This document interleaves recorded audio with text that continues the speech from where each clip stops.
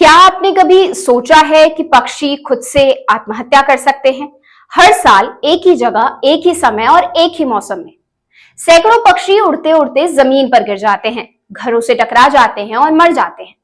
नमस्ते, मेरा नाम है मीनाक्षी और आप देखना शुरू कर चुके हैं डेमोक्रेटिक वायर का खास कार्यक्रम अनोखी दुनिया। असम के जतिंगा गांव को पूरी दुनिया जानती है एक नाम से, the valley of suicidal birds, यानी कि आत्महत्या करने वाले पक्षियों की घाटी।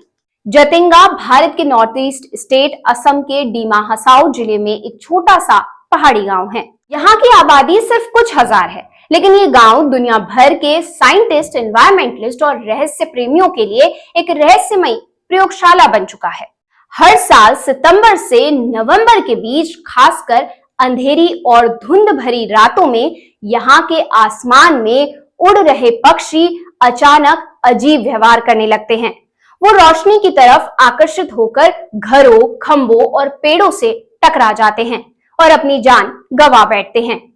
अब जानेंगे कि आखिर ये सब कब शुरू हुआ।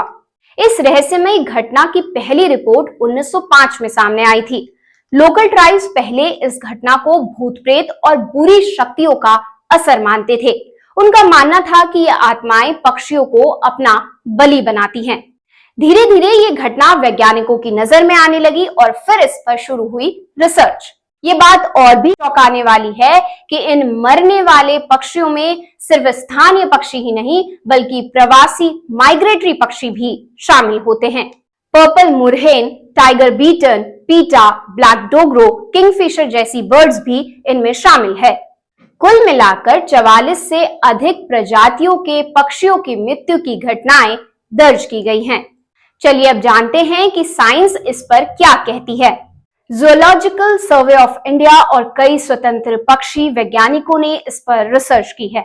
उनके मुताबिक इन दिनों में घना कोहरा, हवा में नमी और कम विजन होता है।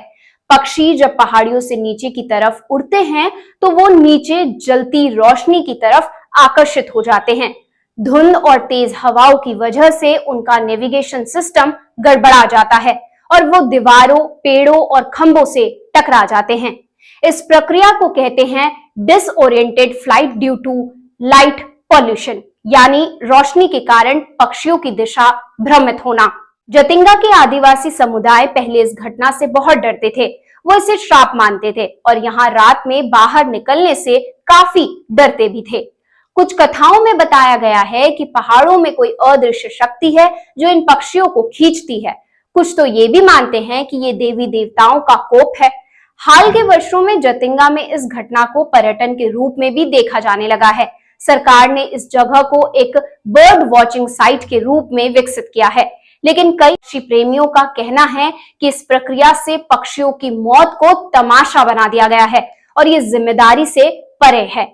इसलिए अब सरकार और एनजीओ मिलकर रात में बिजली बंद करना, रोशनी कम करना और पक्षियों को बचाने के उपाय कर रहे हैं। जतिंगा की रहस्यमयी घटनाएं सिर्फ 1.5 किलोमीटर के इलाके में होती है। ये घटना सिर्फ सितंबर से नवंबर के बीच, और वो भी अंधेरी, हवा भरी रातों में होती है। अगर उस दिन तेज बारिश या चांदनी हो तो ये घटना नहीं होती। जतिंगा सिर्फ एक गांव ही नहीं, ये एक ऐसा रहस्य है जहां प्रकृति, अंधविश्वास और विज्ञान की सीमाएं आपस में टकराती हैं। आज भी ये घटना हमें सोचने पर मजबूर करती है। क्या इंसानी रोशनी की चमक ने प्रकृति की लय को बिगाड़ दिया है, या फिर ये कोई ऐसा रहस्य है जिसे विज्ञान अभी तक पूरी तरह सुलझा नहीं पाया है? अगर आपको ये वीडियो पसंद आया हो तो लाइक करें, शेयर करें और हमारे चैनल को सब्सक्राइब करना बिल्कुल न भूलें।